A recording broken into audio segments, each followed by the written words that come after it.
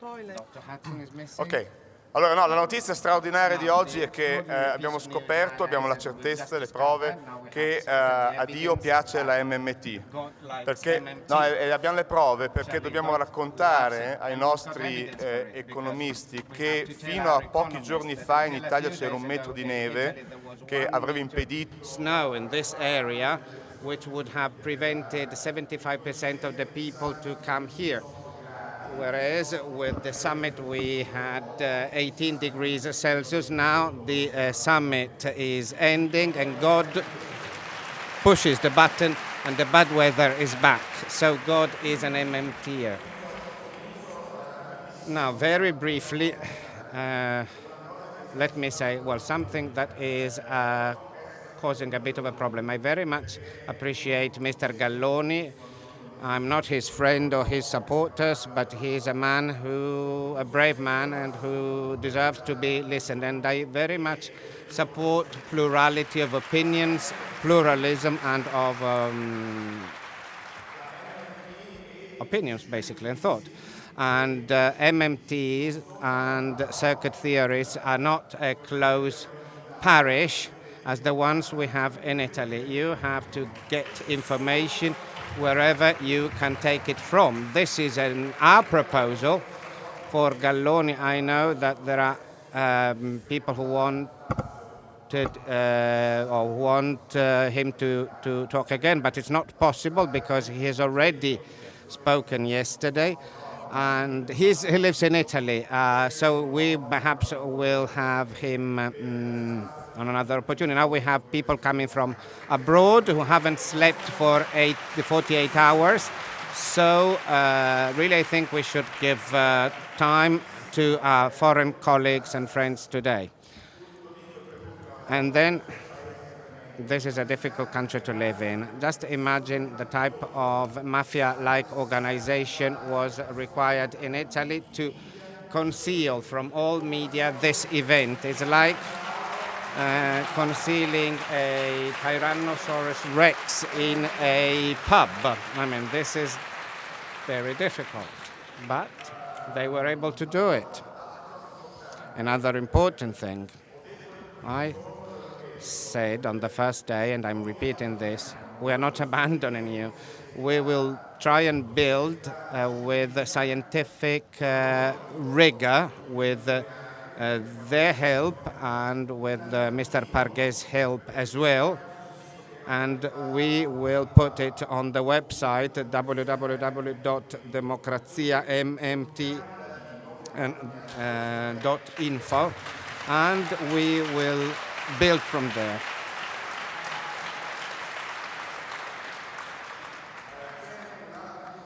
There is another important point. Alain Parguet mentioned a few politicians whom are compromised, as it were, with Italian politicians, in particular Massimo D'Alema. I was asked to expand on this. This is not possible today, but Alain Parguet is morally let's say, renowned. So you can contact him for further details, but we can't really go into this today because we've got other things to discuss. Then let me thank the people from security who really were real professionals, so thank you very much for their cooperation. The translators. Thank you.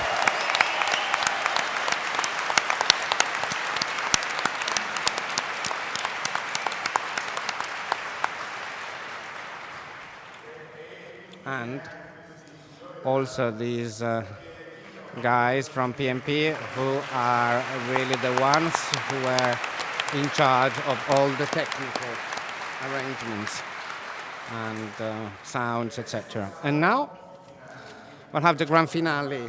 We start with Marshall Auerback, who will give us 20-25 minutes of a presentation to conclude, as it were, Kelton's speech. We have sort of had a world record because Stephanie Kelton is a war machine, but nevertheless we destroyed her. What did he say? You're a war machine that has destroyed it. And now, Marshall Auerback. And then the questions. If you don't have your written questions or your written question is not asked, I'm really sorry, but we have to conclude by a certain hour in the afternoon. Okay, thank you. I will try to elaborate on one or two themes that Stephanie Kelton discussed this morning. I've chosen two, Ho scelto in which I think are particolare due very crucial argomenti to che help secondo you. me sono molto importanti per One aiutarvi a is the capire certe analogy cose. of Una è the l'analogia government as a household. fra il governo e la famiglia, And then the other e l'altro thing è I'd like to raise l'altra cosa di again cui vorrei is parlare the è issue of the il tema the issue of currency, which obviously is very relevant as far as the European Monetary Union goes. So I'm going to start with the question about, is government like a household? Now, discussions of government budget deficits here and also in America and virtually anywhere always start with an analogy to the household budget. We always hear, no household can spend more than its income, and neither can the federal government. Now, on the surface, that sounds very sensible. But if you look a little bit more closely, it makes no sense at all.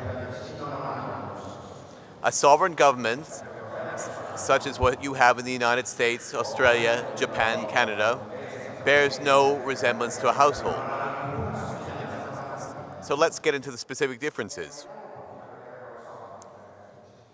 First of all, the American US federal government is over 220 years old, if we date the birth to the adoption of its constitution. That's probably as good a date as we can find, since the Constitution, as I mentioned yesterday, established a common market in the US. It forbid states from interfering with interstate trade and gave the federal government power to levy and collect taxes. Okay, so the government is 221 years old. I know people in this country are very healthy, but no head of household can live for 221 years. Now, this might appear irrelevant, but it's not.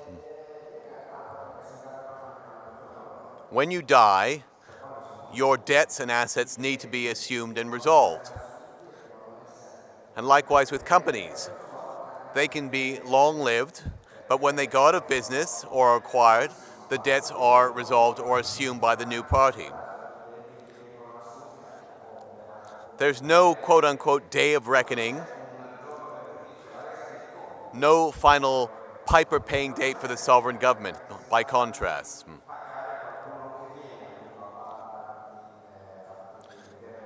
Now, it's true that not all governments last forever, and sometimes a new government will choose to honor the debts of the deceased government. But this is a choice.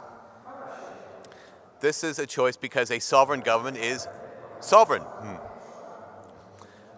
In spite of all the analogies drawn between governments and households with statements that debts could not be allowed to grow forever, corporations that are going concerns can and do allow their outstanding debt to grow year after year with no retirement of final debt unless the firm goes out of business.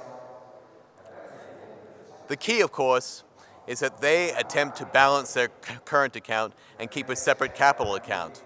So long as they can service their debt, it can always be rolled over. And that's why some deficit doves advocate capital accounts for governments. But of course, if a business cannot service its debt, it can't create currency and therefore can go out of business. To that extent, a debt can become unsustainable. Now, if we look at households, households do not have the power to levy taxes. Households are users of the currency issued by the sovereign government. The same as distinction that applies to private firms, which are also users of the currency. Both households and firms do issue liabilities, and some of these can function to varying degrees as quote-unquote money. For example, a bank issues demand deposits, which are the bank's liability, and can be used by households or other firms as money functioning as a medium of exchange or means of debt retirement or store of value. However, all of these private money things are denominated in the dollar, and only the sovereign government of the United States has the constitutionally mandated right to fix standards of weight and measurement to name the unit of account. Now, it's clear that individuals in the US can voluntarily choose to use foreign currencies, such as the euro, or even can barter. But when all is said and done, the ability of the US government to impose dollar taxes and other obligations, such as fees and fines, and to require that these taxes and obligations are actually paid in dollars, gives priority use to dollars within its sovereign territories that no other currency enjoys.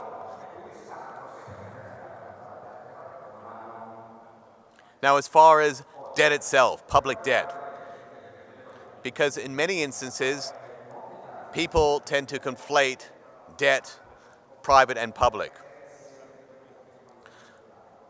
The federal government in the United States has been in debt almost every single year since its founding in 1776.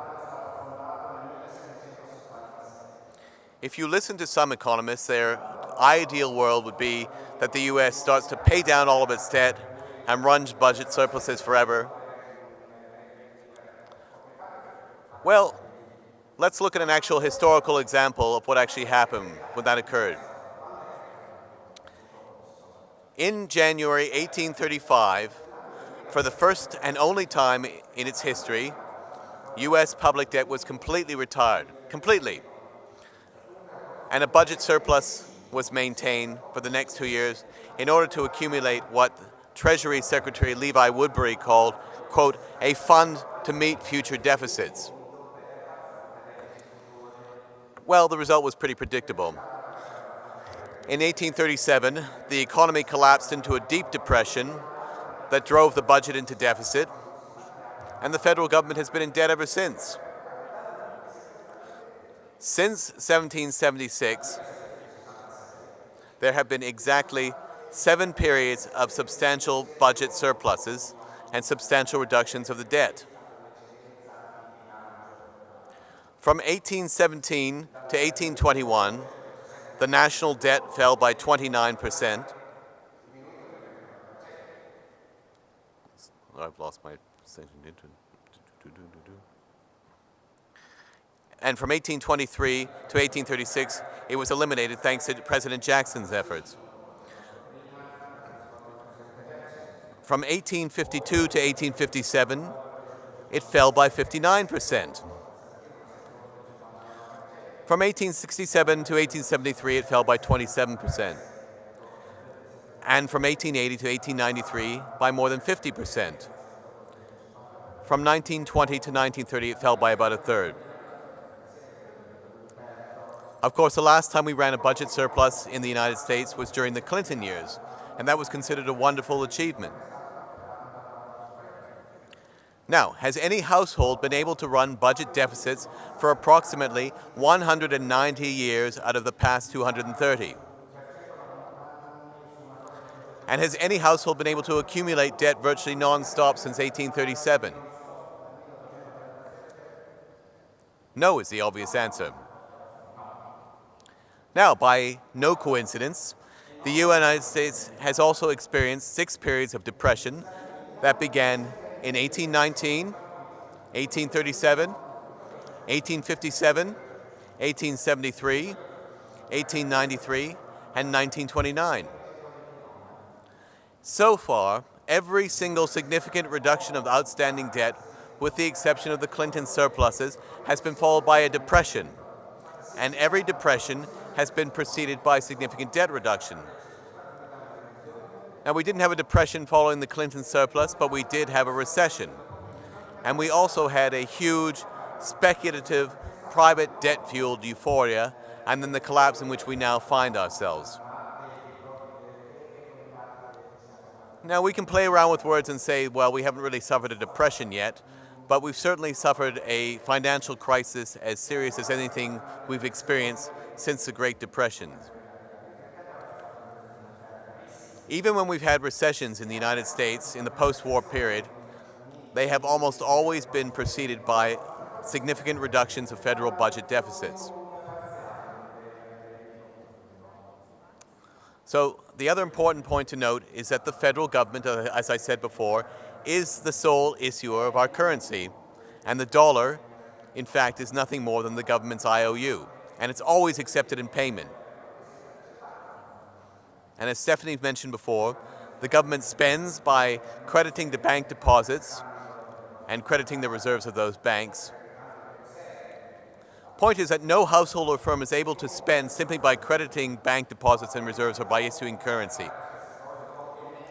Households and firms can spend by going into debt, but the debt must be serviced with the debt of another, usually a bank debt. Sovereign governments, by contrast, only make payments, including interest payments on its debt, by issuing its own IOU.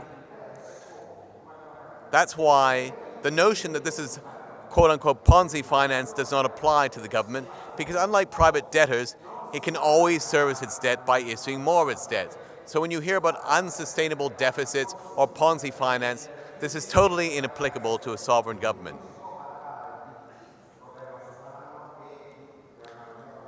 Now, I realize that making this kind of distinction between a sovereign government and a household will not put to rest all deficit fears. But I think it's important to address it because the analogy is invoked constantly in our country.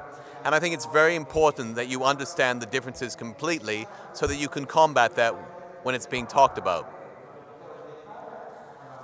When a speaker claims that budget deficits are unsustainable, the government must eventually pay back all that debt, ask him why the US government has managed to avoid retiring debt since 1837. Is 173 years a long enough time to establish a sustainable pattern? Perhaps we can go on another 173 years without the government going bankrupt, even though it will run deficits most of those years. Now that's how it works with a sovereign government. Clearly, as we've discussed over these last 2 days, that is not what applies here in the Eurozone. Now, most of the attention over the last few years has focused on Greece, which is a country that has been unfairly demonized for its quote-unquote fiscal responsibility. It's also cooked its books. It's masked its debt and debt levels with the help of the likes of Goldman Sachs. It has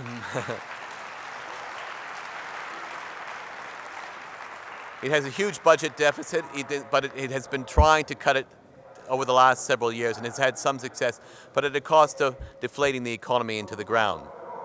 Its bonds have been downgraded by the ratings agencies. Now, in my country, to intensify the deficit scare, deficit hawks have used Greece as an example of what awaits us if the US doesn't tighten its fiscal belt. By doing this, of course, they failed to make the much-needed distinction that we've been making here between a non-sovereign country like Greece and a sovereign one like the US. It's fair to say that countries like Portugal, Ireland, Italy, Greece, and Spain, even Germany, ultimately do face a solvency issue. But using these countries as analogs to the US is the result of failure of deficit critics to understand the difference between monetary arrangements of sovereign and non-sovereign governments. You've probably heard of the book This Time It's Different by Ken Rogoff and Carmen Reinhardt. They make the claim that when deficits, public deficits, are in excess of 90% of GDP, that invariably growth begins to slow down. But of course, they make no distinction between sovereign and non-sovereign issuers, and they make little distinction between public and private debt. Eurozone countries have faced two kinds of constraints by entering the euro regime. First, as we've already discussed, they gave up their fiscal sovereignty by giving up their national currencies and adopting a supranational one, the euro. And by divorcing their fiscal and monetary authorities, they have relinquished their public sector's capacity to provide high levels of employment and output. Non-sovereign countries are limited in their ability to spend by taxation and bond revenues, and this applies, as I said before, to every single country in the European Monetary Union. Giulio Tremonti himself has said that the European Monetary Union is like the Titanic. You're all on the same boat. Germany may occupy the first-class carriage, and maybe the Irish are in third class, but you are all in the Titanic, and when the Titanic hits the iceberg, the entire ship goes down. Second, by entering the Eurozone, all of you have arbitrarily agreed to abide by the Maastricht Treaty, which restricts your budget deficits to only 3% of GDP and your debt, overall public debt, to 60% of GDP. So even if you are able to borrow and finance your deficit spending, you're not supposed to be using fiscal policy above these limits. So as I said before, countries have resorted to different means to keep their national economies afloat. They have tried to foster the export sector, as Germany does, to cooking the books, as Greece has done, Spain has done it, and Italy has done it. The constraints have proved somewhat flexible, but that does not mean they don't matter. They clearly do. In theory, when a nation exceeds its mandated limits, it can face punishment by European institutions and also by markets. We've seen the punishing impact already from markets. There is a competition amongst the Eurozone nations for ratings from the bond markets. Germany usually wins, which allows it to issue euro debt at a much lower interest rate than, say, Spain or Portugal or Greece. That in turn keeps its interest spending lower and its deficits are lower in a nice virtuous cycle.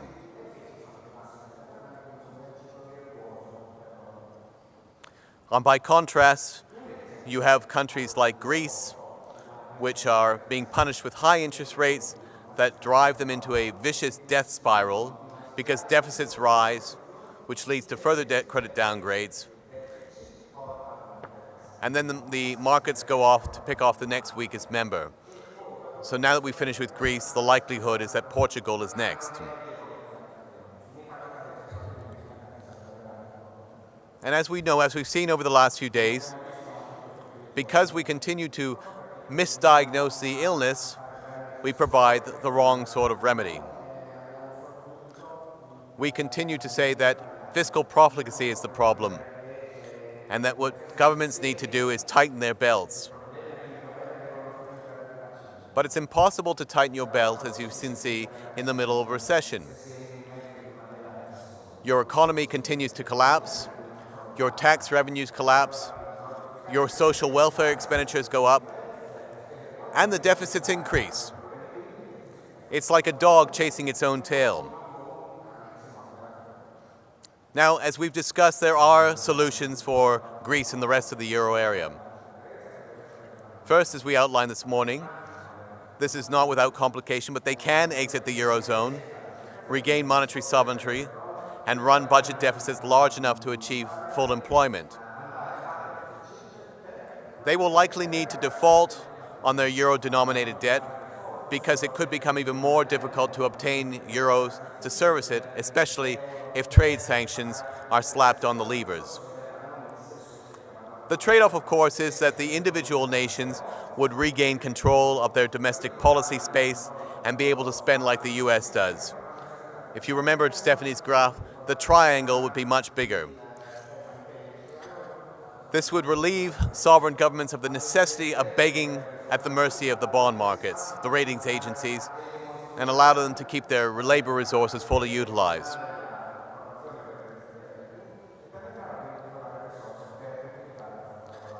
Now, if you don't want to leave the euro, then clearly there ultimately has to be a supranational treasury, much like what you have in the United States, a federal government's treasury in the US, which would be able to spend like a sovereign government does. That is something that is going to take a number of years to achieve, which is why Warren Mosler and I have proposed a stopgap measure, according to which the European Central Bank would create and distribute trillions in euros amongst member nations on a per capita basis. As we said earlier, this is not a bailout. Every country gets it on a per capita basis, which means that Germany gets the biggest amount of all. Each individual nation could retain control over spending. The key is that this provides time for the Eurozone nations to come up with a more permanent solution along the lines of creating a supranational treasury that would spend as much as 10 to 15% of Eurozone GDP. Because the European Parliament's budget is currently under 1% of GDP. It's far too small to generate anywhere near the kind of level of aggregate demand that you need to have the economy grow again. Again, the actual spending decisions, where the money goes, could be made by individual member states with the distribution of spending determined by population. Now, to reiterate the ECB distribution on a per capita basis, we might need something as much as 10% of Eurozone GDP per year to put the solvency issue behind us, along with relaxed budget rules. We might need, for example, to increase the limits on the Stability and Growth Pact up to about 6 or 7% annually. The number really should be in line with what is needed to sustain full employment, rather than choose an arbitrary number, but it might take up to 6%. So rather than bringing your countries down to an arbitrary, predetermined target level which has no real economic logic, the rules should be relaxed to allow growth, which in turn will bring stability, once you have something closer to full employment. And again, as I said before, I'd probably look at suspending the VAT to both increase aggregate demand and lower prices.